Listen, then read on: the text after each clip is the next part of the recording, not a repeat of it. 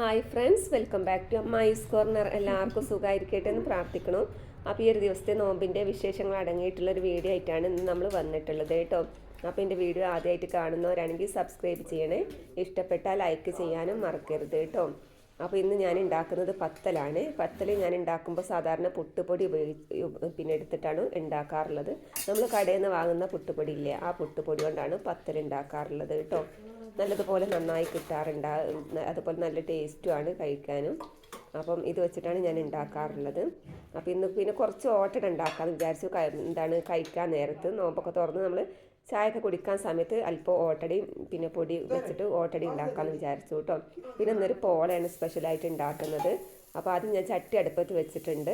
അതിലേക്ക് അല്പം വെളിച്ചെണ്ണ ഓയിൽ ഒഴിച്ചിട്ട് നമ്മൾ ഇഞ്ചി വെളുത്തുള്ളി കുറേശ്ശെ ഇട്ട് കൊടുക്കുക കേട്ടോ. അപ്പോൾ ഇതൊന്ന് പച്ചപ്പ് മാറാൻ വേണ്ടിയിട്ട് മാത്രമാണ് വെജിറ്റബിൾസ് ഞാൻ ഇതിലേക്കൊന്ന് ഇട്ട് കൊടുക്കുന്നുണ്ട്.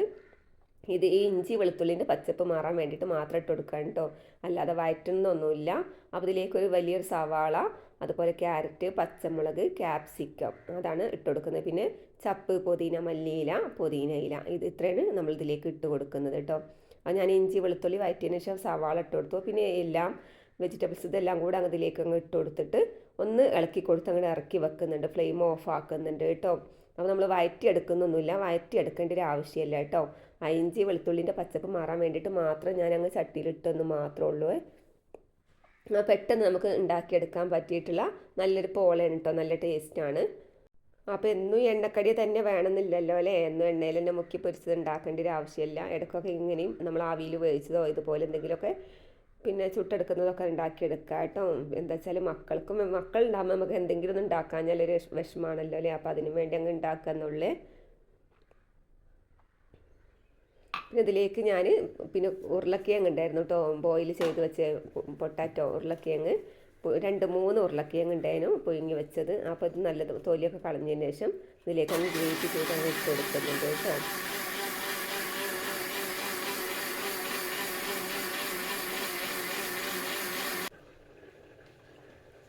അപ്പോൾ ഇതിലേക്ക് നമുക്ക് ആവശ്യത്തിന് ഉപ്പ്, കുരുമുളക്, ഗരം മസാല, മഞ്ഞൾപ്പൊടി അത് നമുക്ക് ചേർത്ത് കൊടുക്കാം കേട്ടോ. ആ മോന് ഇപ്പുറത്ത് മയോണൈസ് ഉണ്ടാക്കുന്നുണ്ട് കേട്ടോ. അത് എന്തൊക്കെ ഉണ്ടാക്കുന്ന വെച്ചിട്ട് അവനൊന്നും പറയാനില്ല. അപ്പോൾ അവരുണ്ടാക്കി ഫ്രിഡ്ജിൽ വെക്കുകയാണെന്ന് പറഞ്ഞു. പ്രത്യേകിച്ച് ഇത് കൂട്ടി കഴിക്കാൻ പറ്റുന്നൊന്നും ഇവിടെ ഉണ്ടാക്കുന്നുണ്ടായിരുന്നില്ല കേട്ടോ. അപ്പോൾ അവന് തന്നെ ഉണ്ടാക്കിയത് എന്നോട് പാത്രത്തിലാക്കി തരാൻ പറയുന്നുണ്ട്. അവന് പിന്നെ പാത്രത്തിലാക്കിയ ചിന്തു എന്ന് പറഞ്ഞിട്ട് മുട്ട ഇല്ലാത്ത മയോണൈസാണ് ഉണ്ടാക്കുന്നത് കേട്ടോ. ആ ഫ്രിഡ്ജിൽ വെക്കാമെന്ന് പറഞ്ഞു. പിന്നെ പോളുണ്ടാക്കാൻ വേണ്ടിയിട്ട് ഞാനിത് ഒരു 3 കോഴിമുട്ട പൊട്ടിച്ചൊരു മിക്സിൻ്റെ ജാറിലേക്ക് ഇട്ട് കൊടുക്കുന്നുണ്ട് കേട്ടോ.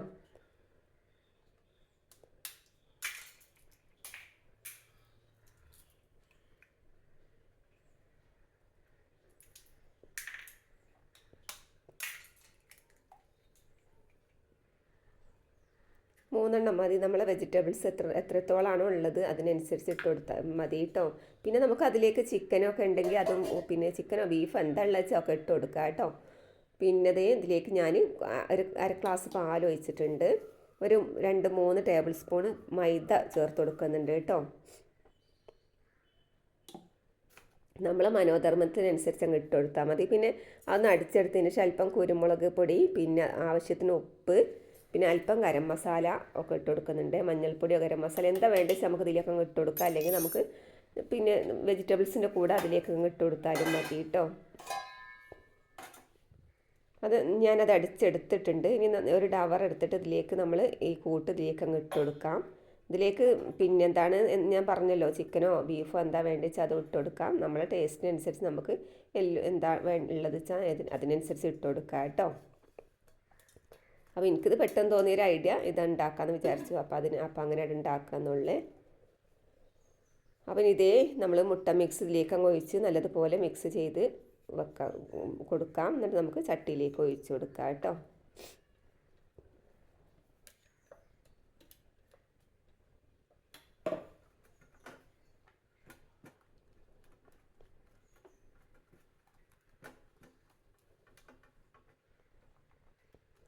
ഉപ്പൊക്കെ പാകത്തിന് ഇട്ട് കൊടുക്കുക. ഞാൻ ഈ മുട്ടേൻ്റെ മിക്സിലാണ് ഇട്ട് കൊടുത്തിട്ടുള്ളത്, നമ്മൾ വെജിൽ ഇട്ട് കൊടുത്തിട്ടുണ്ടായിരുന്നില്ല. പിന്നെ ഉരുളക്കിഴങ്ങ് ഞാൻ ഉപ്പ് മഞ്ഞൾപ്പൊടി ചേർത്തിട്ടാണ് വേവിച്ചെടുത്തത് കേട്ടോ. ചട്ടി അടുപ്പത്ത് വെച്ചിട്ടുണ്ട്, ഒരു പാൻ അടുപ്പത്ത് വെച്ച് അതിലേക്ക് അല്പം ഓയിൽ ഒഴിച്ച് കൊടുത്തിട്ടുണ്ട്. അല്പം മതി കേട്ടോ, ഞാൻ ഒഴിച്ചത് കുറച്ച് കൂടുതലായിരുന്നു, അപ്പോൾ അങ്ങോട്ട് തന്നെ മാറ്റി ഒഴിച്ചിട്ടുണ്ട്. ഇനി ഇതിലേക്ക് ഇതേ ഈ കൂട്ടങ്ങ് ഒഴിച്ച് കൊടുക്കാം കേട്ടോ.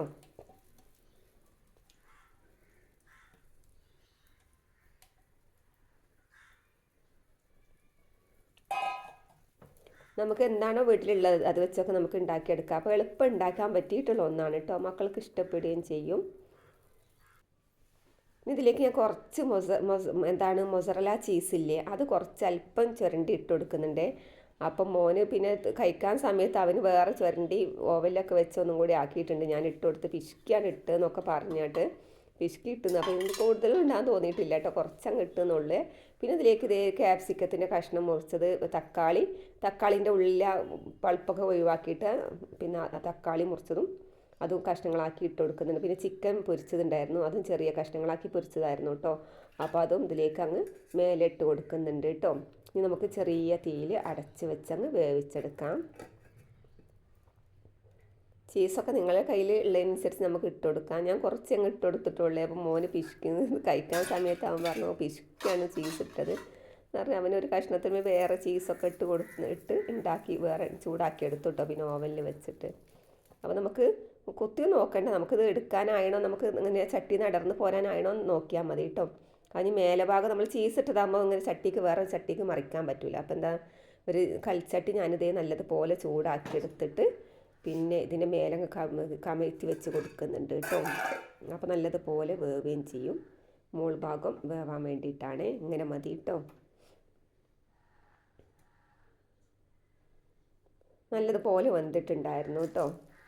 പിന്നെ ഇതേ 2 പഴം ഉണ്ടായിരുന്നു, അത് വെച്ച് നല്ല പഴംപൊരി ഉണ്ടാക്കാമെന്ന് വിചാരിച്ചു. കുറച്ച് മാവ്, അത് തലേ ദിവസത്തെ മാവായിരുന്നു കേട്ടോ ബാക്കി ഉണ്ടായിരുന്നത്. അപ്പോൾ അത് വെച്ചിട്ട് 2 പഴം പിന്നെ പൊരി ഉണ്ടാക്കാൻ കുറച്ച് പഴംപൊരി ഉണ്ടാക്കുന്നുണ്ട്.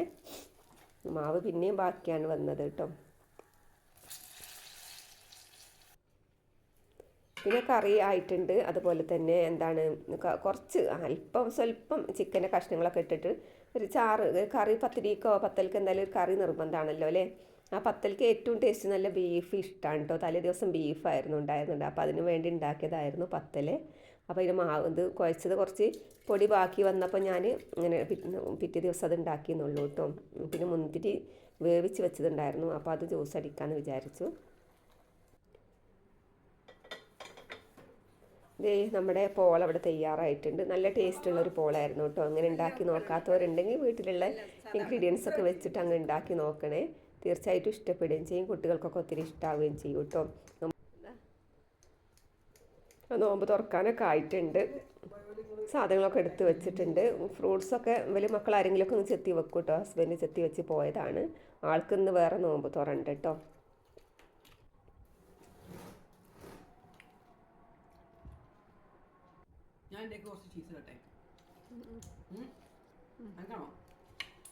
അപ്പോൾ ഇത്രയൊക്കെ തന്നെയുള്ളൂ നമ്മൾ ഇന്നത്തെ വീഡിയോ. മറ്റൊരു വീഡിയോയുമായി വീണ്ടും വരാം കേട്ടോ. അതുവരേക്കും ബൈ, അസ്സലാമു അലൈക്കും.